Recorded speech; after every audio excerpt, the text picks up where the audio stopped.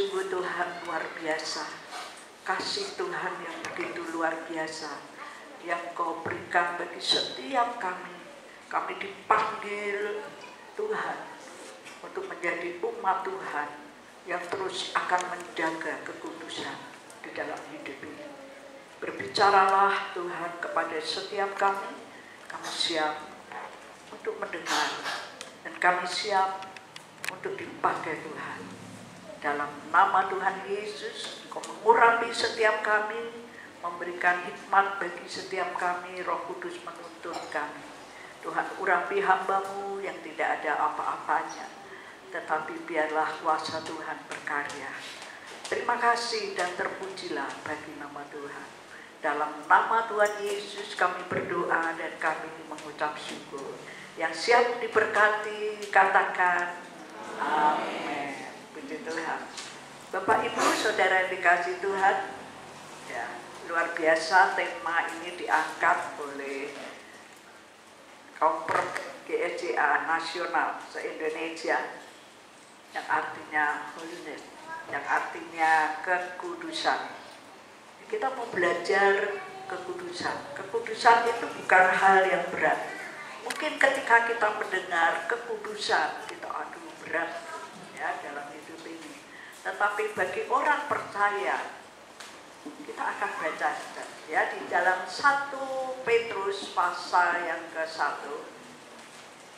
1 Petrus pasal yang ke-1 ayat 15 dan 16. Saya minta semua bangkit berdiri untuk kita membaca ayat ini bersama-sama. 1 Petrus pasal 1 ayat 15 dan ayat yang ke-16.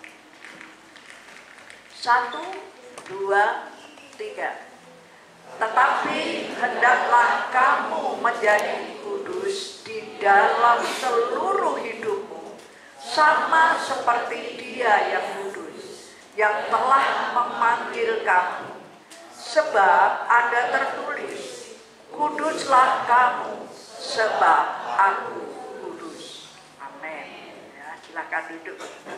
Bapak Ibu, saudara yang dikasihi Tuhan, ini bukan khususkan untuk kaum wanita atau kaum perempuan saja, tetapi di sini semua umat saya, kita harus selalu hidup kudus, ya, menjaga kekudusan. Tuhan memanggil setiap kita untuk kita menjadi umat-Nya yang mau menjaga kehidupan di dalam kekudusan. Karena apa? Karena Allah kita yang kita sembah, Dia adalah Allah yang kudus. Dia yang menginginkan setiap anak-anaknya atau umat-Nya untuk menjadi seperti Kristus yang telah memanggil kita. Karena Kristus ialah kudus. Dan umat-Nya harus kudus. Karena kita dipanggil oleh Tuhan. Tuhan punya keinginan dalam kehidupan kita untuk kita hidup kudus di hadapan Tuhan. Supaya kehidupan kita ini akan menjadi satu kehidupan yang diciptakan oleh Tuhan untuk menjadi serupa dengan Kristus yang telah menciptakan setiap kita. Saya bukan kebetulan kita ada pada pagi hari ini, tapi satu hal yang Tuhan inginkan di dalam kehidupan ini, untuk kita hidup kudus di tengah dunia, arus dunia yang bisa menyeret anak-anak Tuhan, supaya hidup menurut arus dunia yang makin menjauh dan membawa kebinasaan kalau kita mulai menjauh dari Tuhan. Bapak Ibu Saudara yang dikasihi Tuhan, kita harus jaga kekudusan.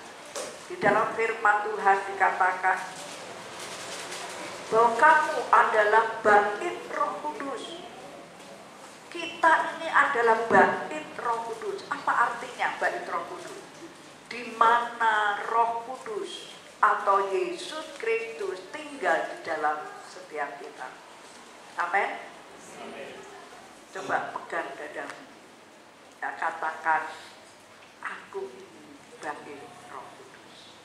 Satu, dua, tiga. Aku ini baptis Roh. Sadar, saudara? Sekali lagi, ya. Satu, dua, tiga. Aku ini baptis Roh Kudus. Di mana Roh Kudus itu tinggal di dalam kamu, ya, di dalam setiap kita. Kita harus sadar bahwa kita ini, ya, setiap saudara ini bait Roh Kudus. Yang artinya apa? Tempat tinggal Roh Kudus. Amin. Tuhan panggil saudara dan saya untuk menjadi orang-orang atau menjadi umat Tuhan seperti kita yang kita sembah. Dia Allah yang kudus. Dia menginginkan setiap saudara dan saya hidup kudus. Kenapa kita penting menjaga kekudusan? Nah, ini menjadi dasar kekristenan kita. Ya, dasar kekristenan kita hidup kudus. Sesuai dengan apa firman Tuhan selalu ajarkan kepada setiap kita. Haleluya. Saya akan berbicara mengenai dua hal di dalam kekudusan. Betulnya ada banyak, ada 5. Nanti yang 3, kalau saya sampaikan nanti yang 1, 2 lupa. Nah, tapi saya ingin menyampaikan 2 hal saja. Yang pertama, itu Allah adalah kudus. Dan Ia memanggil kita untuk kita serupa dengan Dia. Amin. Ya, sekali lagi. Yang pertama, Allah adalah kudus dan Ia memanggil saudara dan saya supaya kita menjadi serupa dengan Dia yang kudus. Kalau di dalam Imamat pasal 19, saya akan bacakan ya. Imamat pasal 19 ayat yang ke-1 dan yang kedua. Tuhan berfirman kepada Musa, yaitu kepada orang-orang Israel, ya, kepada Musa, berbicaralah kepada segenap jemaah Israel dan katakan kepada mereka, kuduslah kamu, sebab Aku Tuhan Allahmu kudus. Tuhan berfirman kepada Musa yang akan memimpin bangsa Israel. Dan Tuhan katakan, berbicaralah Musa kepada jemaah Israel. Dan katakan kepada mereka, kuduslah kamu, sebab Aku Tuhan Allahmu kudus. Tuhan menginginkan umat Israel hidup di dalam kekudusan. Bapak Ibu Saudara yang dikasihi Tuhan, tadi ya kita sudah menyaksikan drama yang sangat jelas yang mengajar kepada setiap kita untuk kita menjaga kekudusan. Di dunia ini banyak hal yang coba ingin merusak pekerjaan kita mungkin. Ya, tadi pekerjaan yang harus membuat laporan.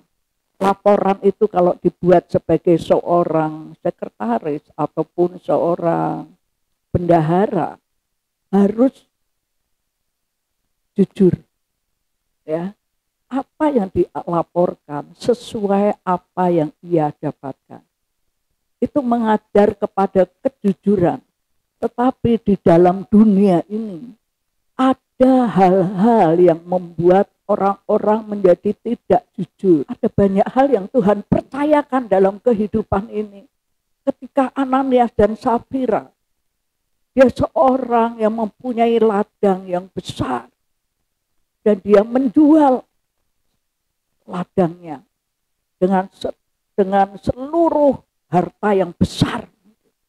Tetapi ketika dia datang kepada persembahan, ini sudah sekongkol, ya, Ananias dan Safira. Ia menyisihkan karena apa? Melihat dengan mata ketika uang itu banyak, loh kok diberikan semua ya? Dengan mata mulai tidak ada kejujuran. Sehingga ketika Ananias datang di rumah Tuhan, dia mempersembahkan. Dan Rasul Petrus saat itu berkata, "Hai Ananias, apakah yang kau bawa ini seluruh hasil pendapatan apa yang engkau sudah jual?"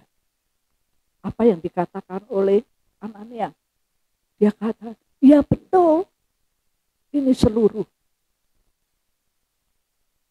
Ananias tahu dan dia berpura-pura sepertinya benar-benar karena di depan orang banyak. Tetapi mulai mata dan pikirannya. Dan saat itu Ananias dia binasa dan mati.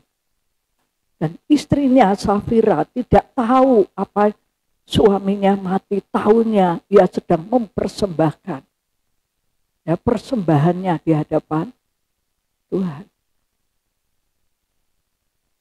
Ketika Ananias dibawa keluar dan Safira istrinya itu datang, Rasul Petrus katakan, Ananias nggak tahu apa yang terjadi pada Safira, nggak tahu apa yang terjadi kepada Ananias, suaminya.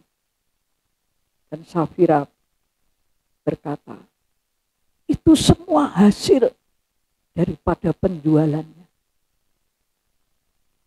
Dan saat itu Rasul Petrus katakan, ada iblis yang sudah masuk di dalam mata, melalui mata dan pikiranmu. Sehingga Ananias pun mati. Satu pelajaran di mana setiap kita mau menjaga kekudusan.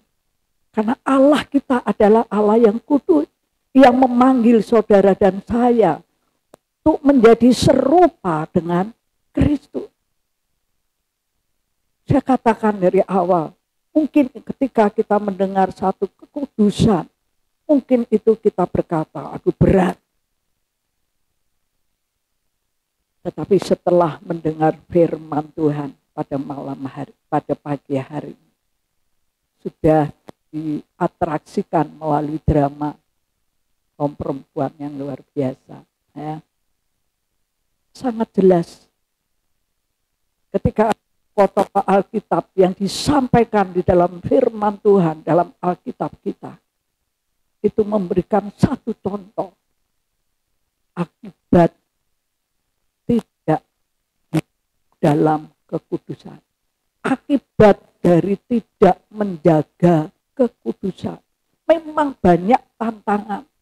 Sekarang anak-anak muda sekarang, ya, engkau bisa menonton pornografi. Ya.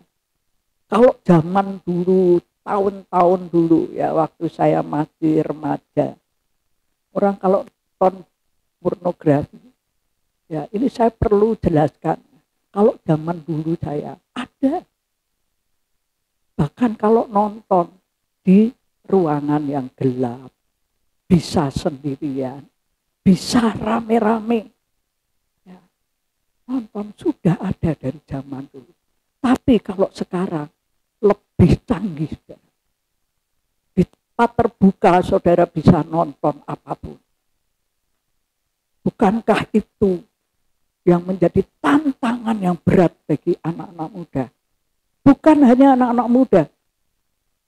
Orang-orang yang sudah berumur. Yang sudah bukan muda lagi. Yang sudah bersuami, beristri.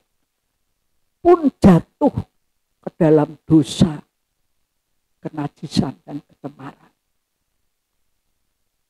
Ini yang membuat tantangan yang berat. Nah, sekarang sudah terbuka semua.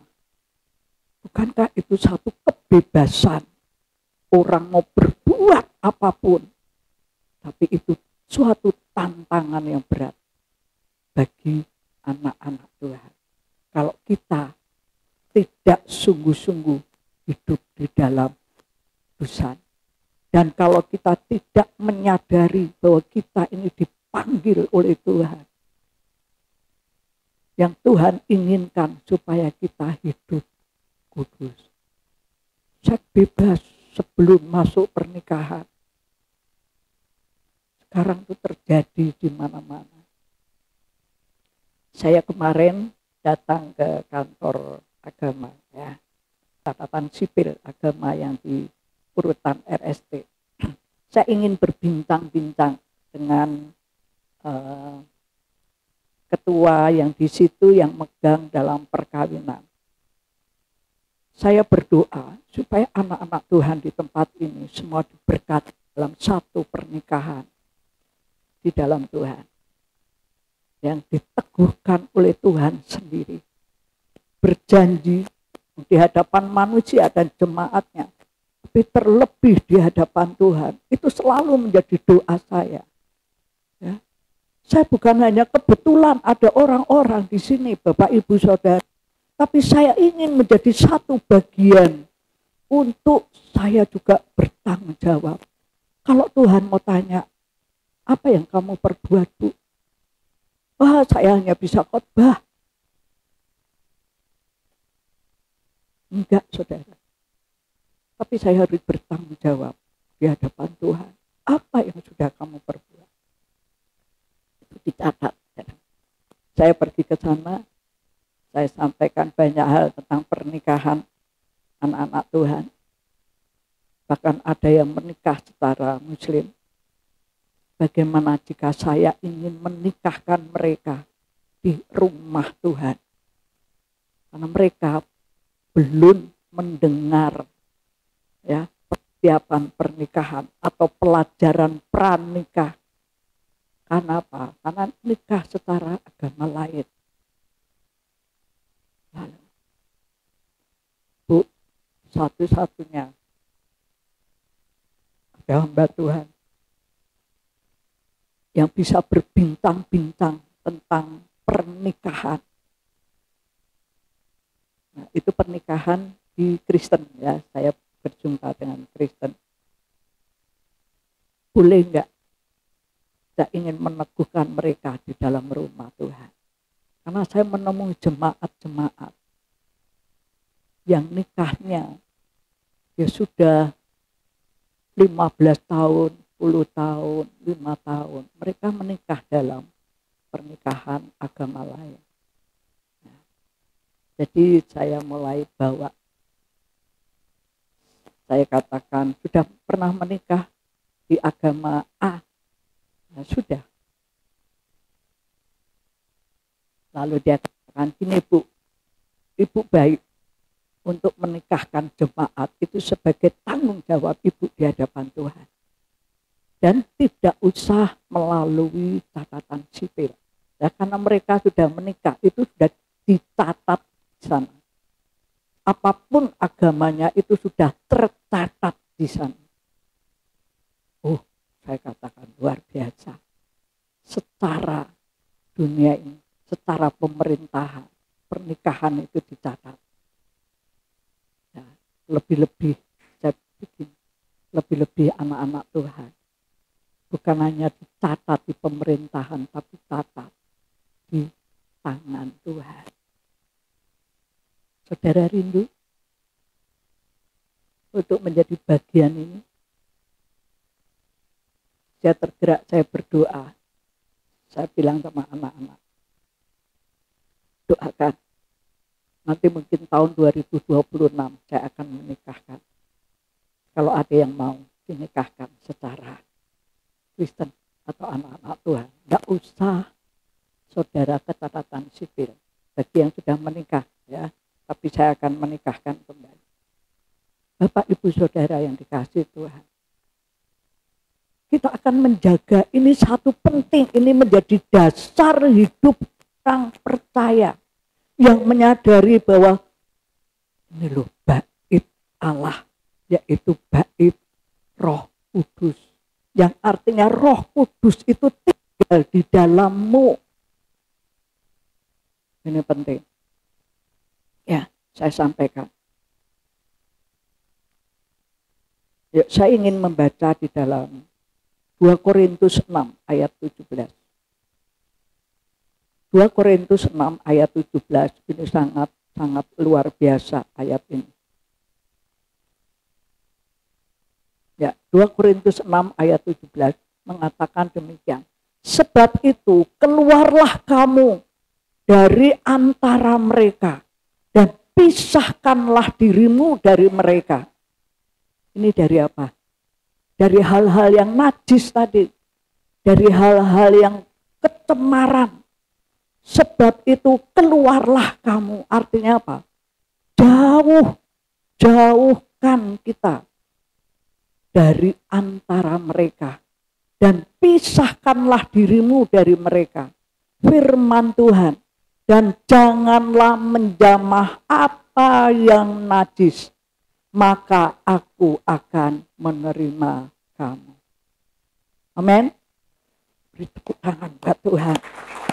Haleluya. Ya, anak-anak Tuhan yang mau menjaga kekudusan harus keluar dari yang najis. Yang najis itu banyak ya. Tadi sudah kan yang membuat tidak jujur. Tetapi puji Tuhan. Ya, anak-anak Tuhan mencerminkan karakternya Tuhan. Ya, karakternya Tuhan supaya kita mau kudus. Ya, jangan mau kompromi. Ya, kalau firman Tuhan di dalam 1 Korintus ya atau 2 Korintus ya 15 itu dikatakan gini, pergaulan yang buruk akan merusak kebiasaan yang baik. Ya.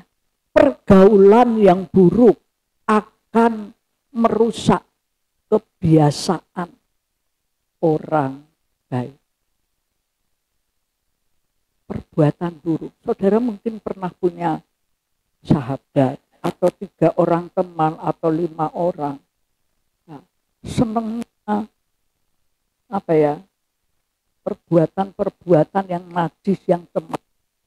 Ketika saudara bergaul dengan mereka, itu akan merusak hidupmu yang biasa engkau lakukan baik.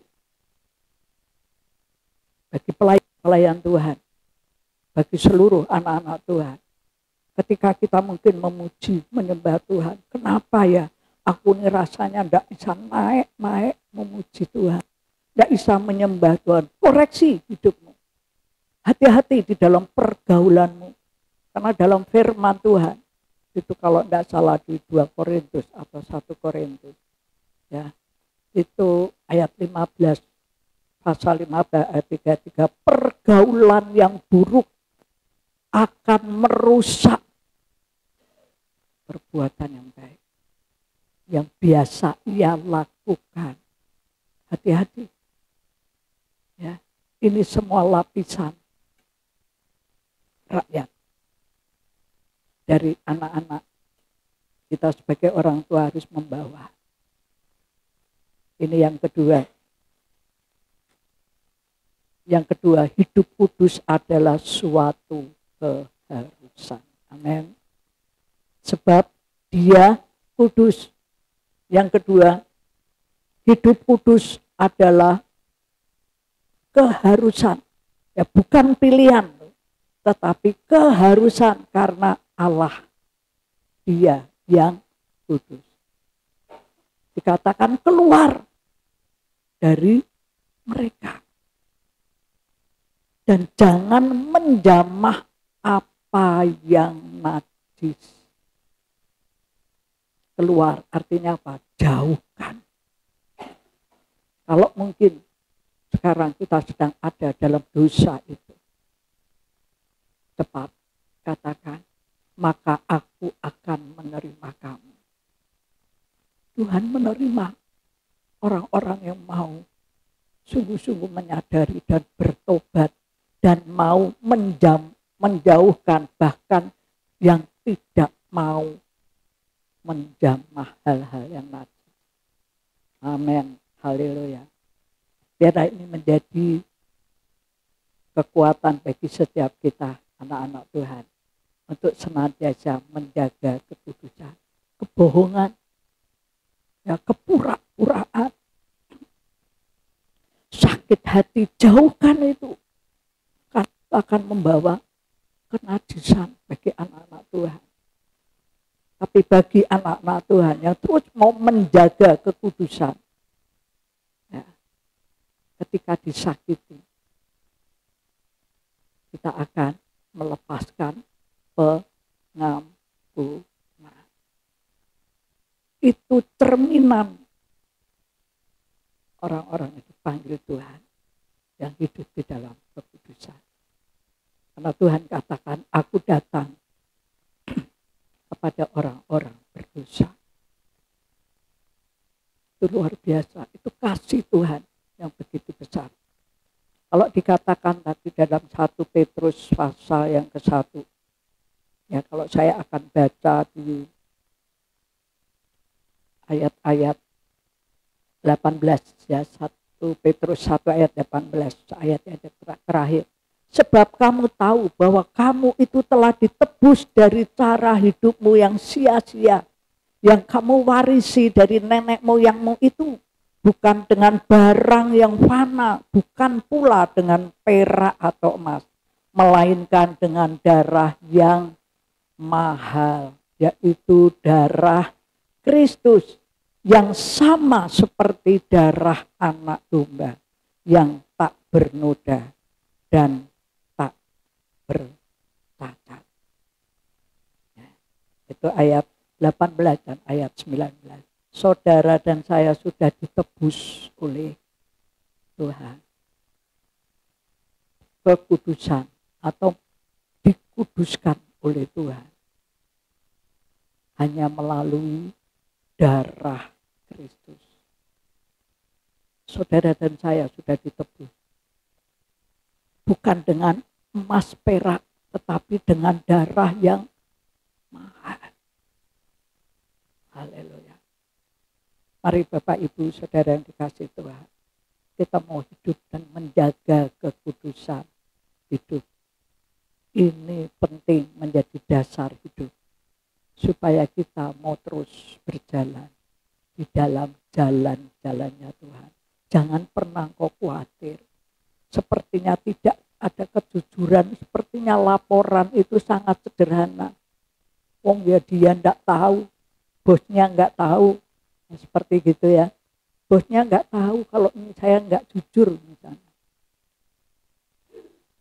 Tetapi bos kita, dia berkata tadi, Ibu Eko ya, akan diberi upah. Amin.